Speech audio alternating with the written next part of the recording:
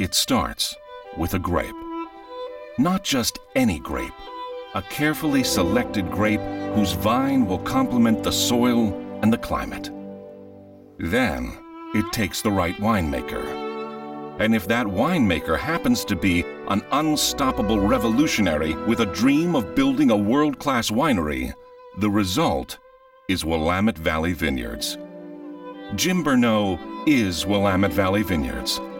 Son of a Roseburg lawyer and a community activist mother, Jim has been breaking new ground his whole life. He was a political science and history major at the University of Oregon. Though he claims he studied fermentation, that is, the benefits of fermentation, more than any other subject. The fact that he was ROTC and student body president at the height of the anti-war movement tells you something about this man's talent to lead. He would create the Oregon Student Lobby to work with lawmakers, organize his own campus grocery co-op, get admitted to Willamette Grad School without a degree, and end up in Washington, D.C., building the American Student Association to professionally lobby Congress and the White House. Once back home, Jim spent 9 years as head of the Oregon office of the National Federation of Independent Businesses, lobbying the legislature for small businesses, including a dozen or so winemakers. Then, one day in 1983, Jim Bernot decided to be a viniculturist, a winemaker, creator of Nectar of the Gods.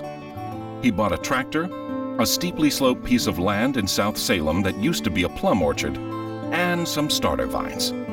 He had no money for an irrigation system, but he found a sale on garden hoses at Fred Meyer, bought 17 75-foot lengths, and spent all summer hauling them up and down the hill, watering every vine by hand. One of my neighbors who's passed away now, I remember him when I was plowing. I was coming down the hill, and I saw him drive by in his car, his El Camino, and then I saw him come back, pull into my driveway, and he waited until I got to the bottom of the hill with my tractor. And when I got close enough to him, all he was doing was just shaking his head. He had his head down, he was just shaking his head. And I'd never met him.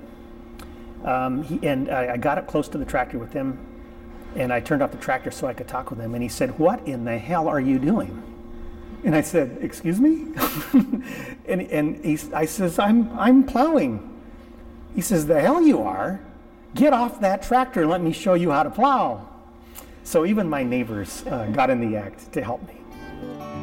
Jim's first harvest was in 1988, his first crush in 1989, and in 1990, he released the first wine with the label Willamette Valley Vineyards. In the quarter century since, Jim, still the revolutionary, has accumulated an extraordinary number of firsts. He used a public stock offering to build capital, was the first winery to start his own distribution company, became the first to use certified sustainable cork in all its bottling, was the first winery to be named Agribusiness of the Year, and the first to gain certification from every group monitoring sustainability initiatives. But Willamette Valley Vineyards is more than a maker of wines. Jim Bernot uses the winery as a vehicle for innovation, in energy conservation, in the stock market, in marketing, and in the organic movement. He gave $500,000 to Oregon State University to create the first U.S. endowed professorship in fermentation science. He switched his delivery vans from gas to biodiesel, and he managed to have his wines poured on the TV show Friends. Today, Willamette Valley Vineyards, named one of America's great Pinot Noir producers, distributes in all 50 states and 8 foreign countries. Its tasting room, next to the stunning estate vineyard, is the most visited facility in the state. And so, Jim Bernot, cheers! We raise our glasses to you for believing Oregon could be a world producer of fine wines, for your innovation that has led the state's wine industry, for speaking for the land, for doing what no one else dreamed of. May you savor your success while we savor your wines.